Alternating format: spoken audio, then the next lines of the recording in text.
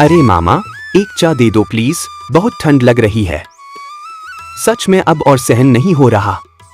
चाय होगी। बैठिए बैठिए। अरे आज तो सर्दी बहुत बढ़ गई है ना?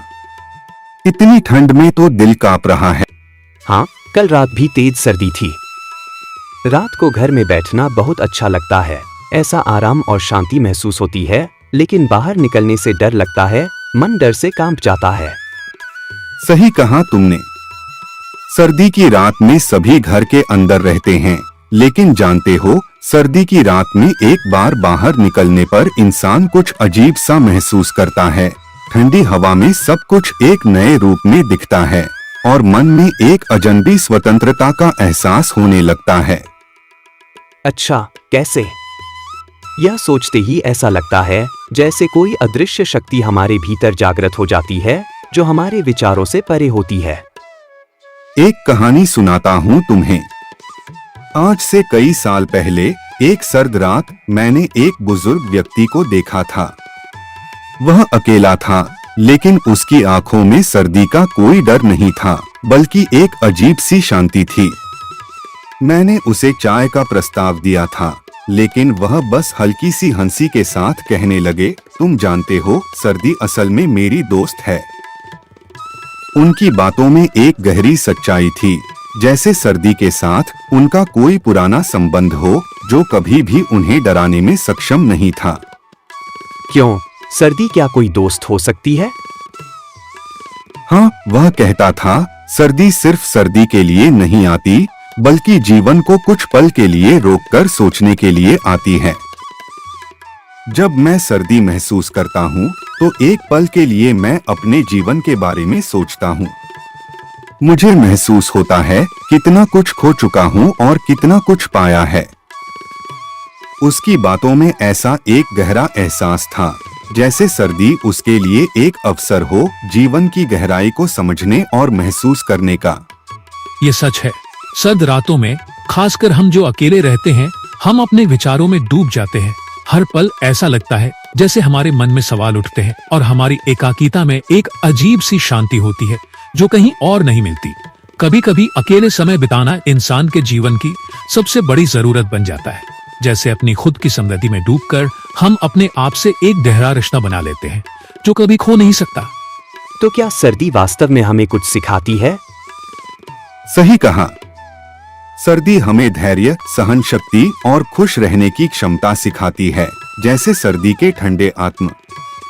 सर्दी की रातों में अगर हम खुद को थोड़ा समय दे सकें, तो वो समय हमारे लिए एक अनमोल तोहफा बन जाता है और हम जीवन का असली मतलब और गहराई से महसूस कर सकते हैं, जैसे हमारी जिंदगी एक नई शुरुआत लेती है।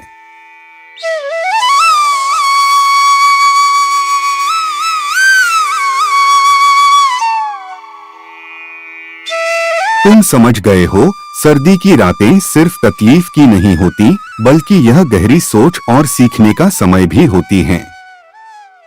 जिंदगी में बहुत कुछ खोना पड़ सकता है, लेकिन हमें सब्र से डटे रहना होगा। हर सर्द रात जैसे एक नए शुरुआत का एहसास कराती है, एक नई सुबह की उम्मीद जगाती है, जो दिल को फिर से जीने की प्रेरणा देती है।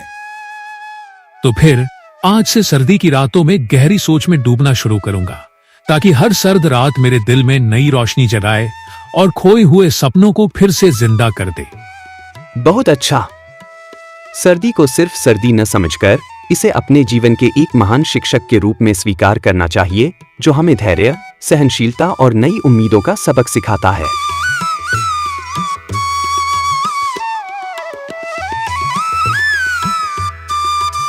बहुत समय पहले की बात है। एक सर्दियों के दिन बर्फ से ढके एक राज्य में एक राजा और रानी रहते थे। उनकी नन्ही बेटी प्रिया पूरे राज्य की जान थी, जिसे देखकर लगता था जैसे ठंड के बीच नर्म धूप खिली हो। लेकिन वह सर्दी बेहद भयानक थी। हवा इतनी तेज चल रही थी कि ऐसा लगता जैसे प्रकृति अपना गुस्सा उतार रही हो। यह भयंकर सर्दी हमारे राज्य का विनाश कर देगी। लोग भयानक कष्ट में हैं और यह देखकर दिल टूट रहा है। हमें कुछ न कुछ करना ही होगा, वरना हालात और भी बदतर हो जाएंगे।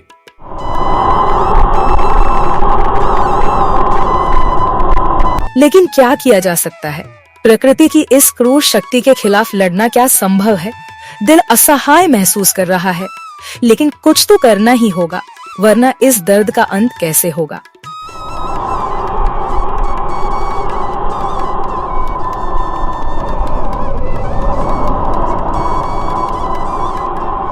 पिताजी, मैंने सुना है कि जंगल के गहरे हिस्से में एक रहस्यमयी बूढ़ी जादूगरनी रहती है। लोग कहते हैं कि वह सर्दी दूर करने का कोई अद्भुत मंत्र जानती है। अगर यह सच है तो क्या हम उसके पास जा सकते हैं? शायद वह हमारी मदद कर सके। तुमने यह बात कहाँ सुनी? ऐसी अविश्वसनीय बात सुनकर तो मन में जिज्ञासा और थोड़ी डर भी हो रही है। क्या यह सच हो सकता है?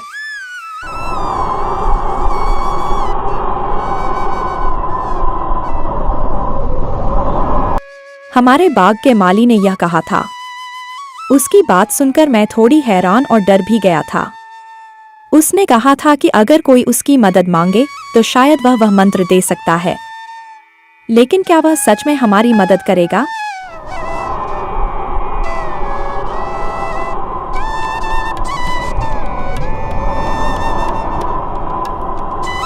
नहीं, मैं अपनी बेटी को किसी जादूगरनी बूढ़ी महिला के पास जाने नहीं दूंगा।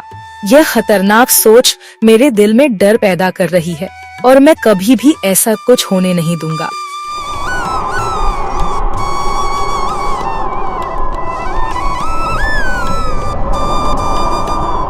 लेकिन पिताजी, मैं राज्य के लोगों को बचाना चाहती हूँ। उनकी पीड़ा और तकलीफ देखकर मेरा दिल टूट रहा है। मैं तो चुपचाप बैठकर नहीं रह सकती। ठीक है, लेकिन मैं तुम्हारे साथ जाऊंगी। हालांकि इस फैसले से मेरा दिल बेचैन है, फिर भी तुम्हारे साथ रहना जरूरी है, क्योंकि तुम्हारे लिए कुछ करना होगा।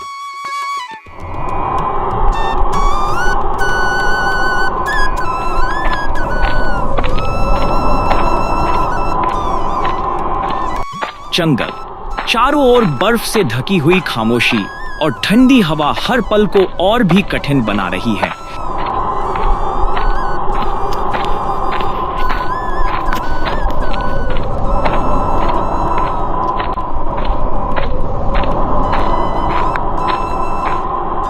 राजा, प्रिया और उनके सैनिक जादूगरनी की झोपड़ी के सामने खड़े हैं। उनके दिलों में एक अजीब सा डर और चिंता है, लेकिन अब कोई और रास्ता नहीं बचा। कौन आया है इस भयंकर सर्द रात में? हम आपकी मदद मांगने आए हैं। हमारे राज्य में सर्दी का तांडव चल रहा है और लोग कष्ट में हैं। हमारी आंखों में गहरी चिंता है, लेकिन हम उम्मीद करते हैं कि आप हमारी मदद करेंगे। सोना, रत्न, क्या तुम्हें सच में इतना कुछ चाहिए?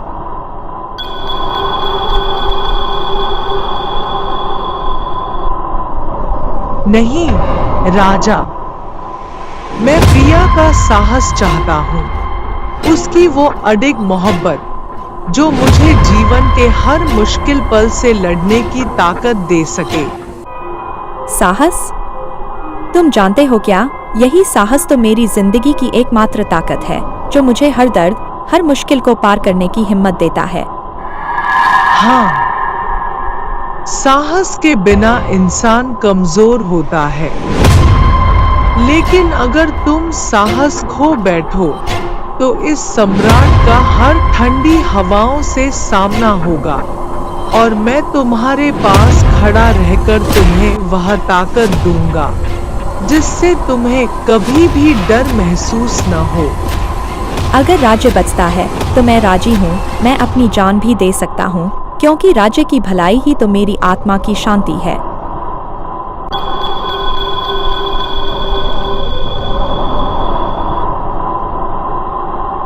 डायन ने गहरी तल्लीनता के साथ मंत्र पढ़ा। उसकी आवाज में एक अजीब सी शक्ति थी जो हर दिशा में फैल रही थी।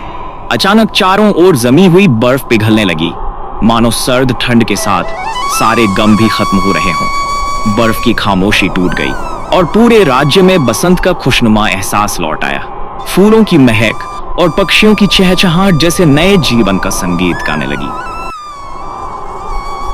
तुम थके हो, टूट चुके हो, तुम्हारी आंखों में दर्द की छाया साफ दिखाई दे रही है।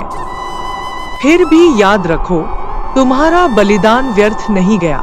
राज्य का हर एक जीवन तुम्हारे इस त्याग का ऋणी है। साहस केवल युद्ध में नहीं होता, कभी कभी यह बलिदान की गहराई में छिपा होता है। तुम्हारे त्याग से जो प्रकाश फैला है, वह राज्य के भविष्य को रोशन करेगा।